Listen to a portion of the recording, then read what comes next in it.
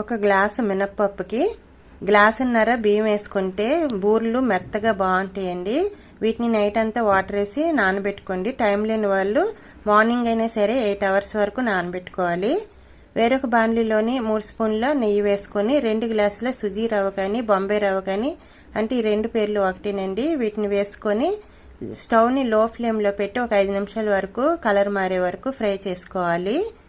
ఇలా ఫ్రై చేసుకున్న తర్వాత 2 గ్లాసుల సుజీ రవ్వకి 4 గ్లాసులు వాటర్ వేసుకోవాలి. ఇలా వాటర్ వేసుకున్న తర్వాత వెంటనే ఉండలు కట్టడం కానీ అలాంటివి ఏమీ ఉండవు, ఎందుకంటే వేడి మీద రవ్వ ఉంటుంది కాబట్టి. వాటర్ వేసుకున్న తర్వాత స్టవ్ని లో ఫ్లేమ్లో పెట్టుకొని ఇలాగా కలుపుకోండి. దీంట్లో 2 గ్లాసుల సుజీ రవ్వకి 2 గ్లాసుల పంచదార వేసుకోండి. కరెక్ట్గా తీపి సరిపోద్ది. కొంచెం ఎక్స్ట్రా తీపి తినేవాళ్ళు కొంచెం ఎక్స్ట్రా వేసుకోవచ్చు. నేనైతే కొంచెం ఎక్స్ట్రా వేసుకున్నాను, 2 గ్లాసులన్నర వేసుకున్నాను.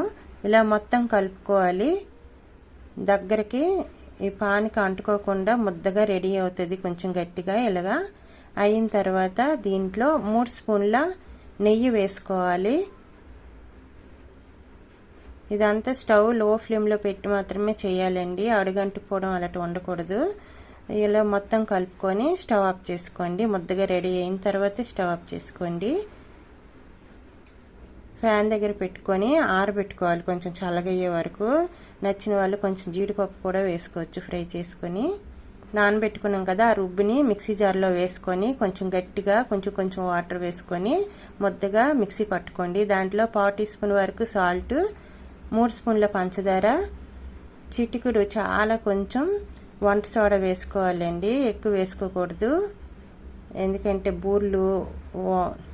బూర్లు నూనె పీల్చేస్తాయి వంట సోడా ఎక్కువైతే. వాటిని మొత్తం కలుపుకోండి. ఇలాగా నేను యాలక్కాయ పౌడర్ కొంచెం వేసుకున్నాను, మర్చిపోయాను. సుజీ రవ్వలో వేసుకోవాల్సింది యాలక్కాయల పౌడర్, అంటే నెయ్యి వేసుకున్నాం కదా ఆ టైంలో వేసుకోవాలి, నేను మర్చిపోయాను. అందువల్ల రుబ్బులో వేసుకుంటున్నాను. ఒక 1/4 టీ స్పూన్ వరకు వేసుకున్నాను. ఇప్పుడు దీంట్లో మీకు నచ్చిన సైజులు ఉండలు చుట్టుకొని వేసుకోండి. రుబ్బు కొంచెం చిక్కగానే రుబ్బుకోవాలి, ఎందుకంటే ఇవి ఉండలకి మంచిగా పట్టుకోవాలి కాబట్టి. పల్చగా అట్లు రుబ్బులాగా బాగా పల్చగా అలా రుబ్బకూడదు, మెత్తగా చిక్కగా ఇలా రుబ్బుకుంటే ఉండలకి మంచిగా పట్టి బాగుంటాయి. డీప్ ఫ్రైకి కావాల్సినంత ఆయిల్ వేసుకొని ఆయిల్ హీట్ అయిన తర్వాత మీడియం ఫ్లేమ్లో పెట్టుకోవాలి స్టవ్ని. ఇలా ఉండలు అన్నీ కూడా వేసుకోండి. ముందు ఫస్ట్ వాయి కొంచెం అంటున్నట్టుగా అనిపిస్తుంది, కలయికి కొంచెం అంటుకున్నట్టు అనిపిస్తుంది ఫస్ట్. ఇవి బూర్లు వేసిన ఒక 2 నిమిషాల తర్వాత కలుపుకొని ఇలాగా అటు ఇటు కలుపుతూ గోల్డెన్ బ్రౌన్ కలర్ వచ్చే వరకు ఫ్రై చేసుకొని తీసుకోవాలి. బూర్లు అన్నీ కూడా ఇదే విధంగా చేయండి. ఫస్ట్ వాయి తీసిన ఒక 2 నిమిషాల తర్వాత రెండో వాయి వేసుకోవాలి, మరి ఆయిల్ కొంచెం హీట్ అవ్వాలి కాబట్టి. అలా అన్ని ఆయిల్ ఇదే విధంగా బూరెలు తయారు చేసుకోండి. చాలా టేస్ట్గా ఉంటాయి, 2 రోజుల వరకు నిల్వ ఉంటాయండి. ఈ బూరెలు హల్వా బూరెలు చాలా టేస్ట్గా బాగుంటాయి, ట్రై చేయండి.